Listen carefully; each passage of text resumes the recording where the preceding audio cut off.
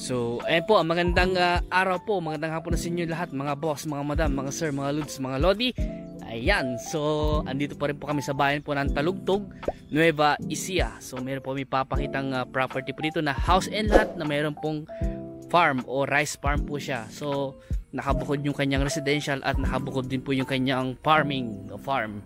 Ito po yung kanyang farm. Ito po ay siguro estimate ko na lang po yung ano po niya, nasa mga 1.7 siguro o 1.8 hectare na lang po yung nabubukid. Dahil ang kabuuan po nung property ay 2 hectare po siya. Ayan po, diretso po yan. Simula po dun sa may malapit po sa bahay na yan, diretso na po yan. At makikita nyo po sa drone video yung palayan po niya. At dito nga po may mga kuryente na eh. May mga kuryente na, may internet connection na rin po. At ang source of water, nawasa na ba? Ay, hindi. May nawasa ba dito, boss? Oo, meron yun. Ano, boss? Hindi, yung sa tangke nila yan. Galing doon sa kabila, meron. Sa Nawasa? Wala ko nakita nawasa dito sa ano eh. Pero yung source of water po nila, may tangke po sila, may sarili po silang tangke.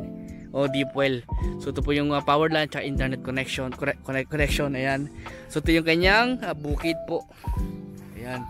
So makikita nyo po sa drone video yung kabuuan po ng bukid po niya. So pasukin naman po natin yung kanyang residential, yung kanyang bahay. Kasama na rin po sa bentahan yung bahay, pero hindi po kasama yung mga gamit ng bahay. Ayan. So nabakuran na po yung residential po niya. Ito nga po, sa harap po niya ay nakabakod na ng concrete tapos naka-cyclone. Irrigated, boss? Sa dulo. So, irrigated pa po yung kanyang palayan. So, ito po, may gate na rin po siya. Ayan. At siguro estimate ko itong residential niya nasa mga 2,000 square meter po siguro. So, dito po sa bungad pa lang, makikita nyo na po yung mga iba't ibang mga puno na katanim. May mga papaya, may mga guyabano, at hindi ko alam kung anong tawag sa puno na ito. And then, may mga halaman si nanay. Ayan. So nakausap po namin si nanay, yung isang hears o nagbebenta. So may mga gulay din si nanay. Meron po itong 7 na mangga, kala ko 5. 7 mangga pala. May mga saging, may mga ano tawag dito, yung malunggay. Ayan. So ito po yung source of water po nila nanay. Deep well na may pressure po, pressure tank. Ayan, tapos yun po yung imbakan po nila ng tubig, yung tangke po na yun. So dito nga po, ito na po yung bahay na binibenta niya, kasama po yung mga source po namin sa property. So ang presyo po ng property nito ay 6.5 million. Negotiable pa naman daw po. At sabi po ni nanay, si nanay po, siya po yung isa sa nagbebenta po. Sabi po niya, tinanong ko nga po yung obligasyon po nila. Sabi naman po, pag-usapan nyo na lang daw po kung sino yung makakabili, yung mga obligasyon po ng bawat isa. So pag-uusapan na lang daw. Ayan. So nay, okay lang po ba mapasok namin yung bahay? Apo, para may pakita po namin yung loob ng bahay. Sige po. Bas pa okay na. So tara po, pasokin po natin. So dito po lang sa bungad, dito po yung pintuan nila nanay, main door, tapos yung screen door po nila at yung naman tayo, okay lang po nay. So naka-sliding window, tapos ang tawag dito, boss, na ano? Ayan. So tara po, pasokin po natin at ang ganda ng bahay nila nanay. Hello po tay. Okay lang po i-video namin. Okay po. So tawag bubida na. Maganda yung bubida, puting-puti yung ano na mayroon lining na dilaw na kulay. So ganda po, ganda ng kortina nila nanay. So yan si tatay po nanonood. Hello po. At naka ano na rin sila, yung stainless na sa ano. At laki ng TV nila nanay, tatay. Yan. So dito po yung kitchen po nila. Ayan. Ito yung kitchen po nila nanay. Unahin ko muna dito, nay. Tsaka susunod yung kwarto, nay. So ito yung kitchen nila nanay. Oh, dami oh. Kompleto sila ng ng tawag dito, ng stock nila. Kasi malayo. Nasa mga 4 o 5 kilometro siguro sa palengke. Mga ganun. Ayan. So ito po yung yung lababo nila nanay. Ayan. So hindi po kasama yung mga gamit na yun.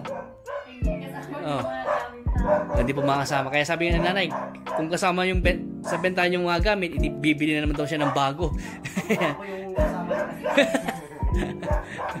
Opo. So, uwi na kami ng Subic pagka nabili nila. Saan kayo uwi, nay?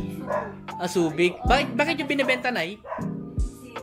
Hindi kasi kailangan namin, yung isang kapatid namin nangangailangan. Opo. So, parang napag-decide nyo na po. Kailangan lang Ibenta. para makuha yung care niya. Opo, ganun po talaga. So, ito kasing property nila nanay, extrajudicial po ito. So, lahat po ng mga heirs ay nag-decide na po silang ibenta kasi yung isang kapatid nga daw po nila ay nangangailangan. Ayan. So, ito isang kwarto. Oo, may CR dyan. Sa Kwarto lang na ano to, parang ano lang, Opo. sa kusina. Sa kusina. Kwarto yung sa kusina. May dirty kitchen kami. Opo, po. Tapos may So, garage dyan. opo, nay. So, unahin natin yan, nay, sa ano, isunod natin yung ano, yung inyong mga kwarto, and then susunod ko yung sa likod nila, nay. So, ilan yung kwarto, nay? Dalawa? Tatlo? Ito lang, dalawang ganito. Dalawa. Ito CR. CR po, yan. Opo. So, unahin ko po dito. So, ito po yung unang kwarto. Ayan, ano na rin po, nakabubid na. Maglalagay. May aircon ba, nay? Wala. Dito sa kabila. May aircon dito. Pwede palagyan naman mo sa sakali. Pwede na yung paglagyan. Opo, yun o, may kama dito. Maluwag yung kwarto niya. Ayan. O, ganda. Na ilan yung sukat ng bahay? Ilan yung sukat ng bahay ka?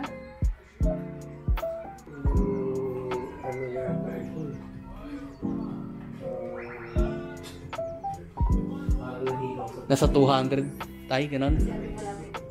Square meter? Apo. Wala naman siguro. Mga sa ito, mga 100 square meter ganun po siguro. Mahigit. Mahigit 100 square meter. So, mga higit 100 square meter daw po yung kabuuan ng bahay. So, ito pangalawang kwarto po. Ayan, may lalagyan na po ng aircon. Sa akin po may aircon sila nanay. Pero tatanggalin yan pag nabenta. Dito sa loob ng ito yung Oo. main Main na na kwarto. Ito yung may CR din. May CR din po. Ayan. Ayan. May CR po, naka-tiles. Ayan, may lababo. Talagang Ayan po. Tapos, ayun na, may shower pa silang nanay. Ayan. So, maluwang din po yung CR po niya. medyo Opo. Sakto lang po sa isang tamaligo. Opo, nay. So, ito naman po yung CR sa may bandang kabila.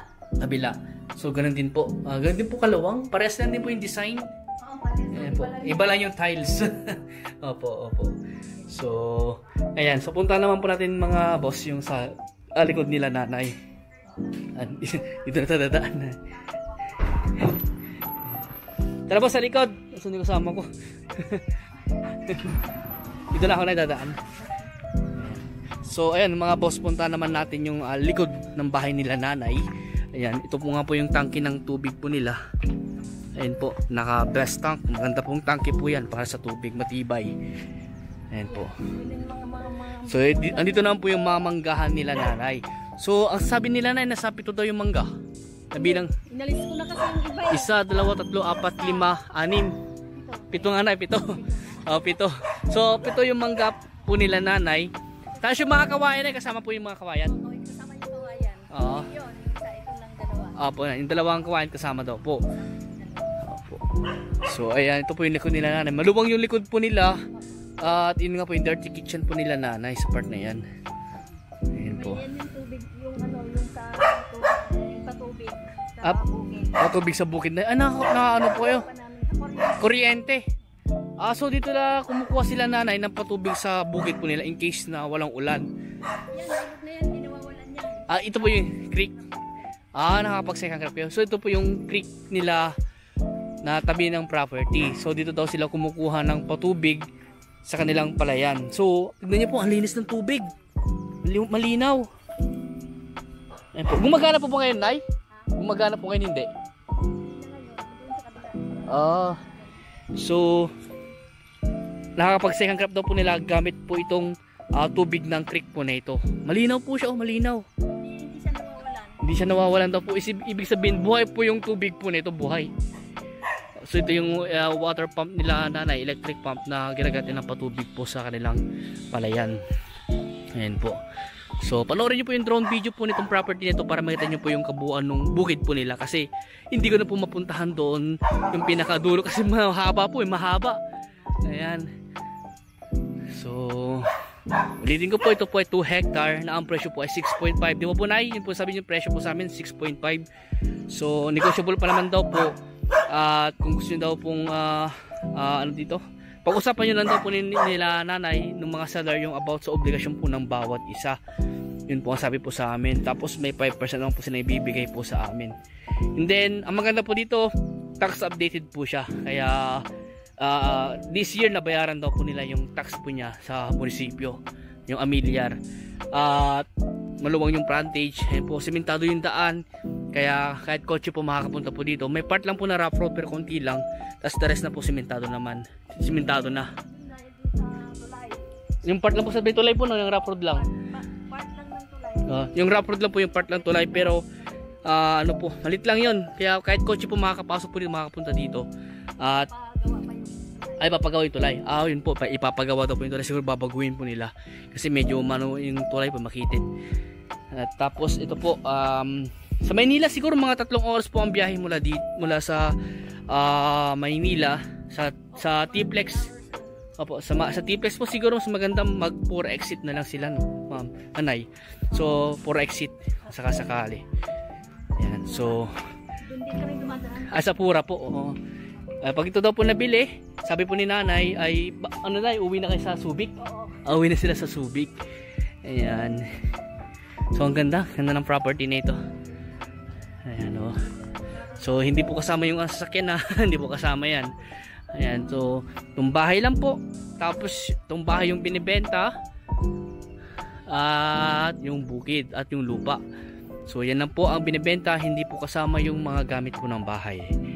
Ayan.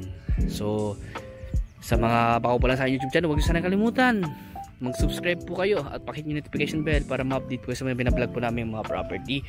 At papalo na rin po sa aking Facebook. Yan, i-upload ko rin po dito. So ang ganda ng pipino. Ayan. So sarap isaw-saw sa ano to, sa suka na may sili. Ayan, ganda na, oh. Grabe, ganda ng property nila nanay, sayang. So maswerte po makakabili po nito. Ayan. So hanggang dito po muna at maraming salamat po sa inyo lahat at God bless po.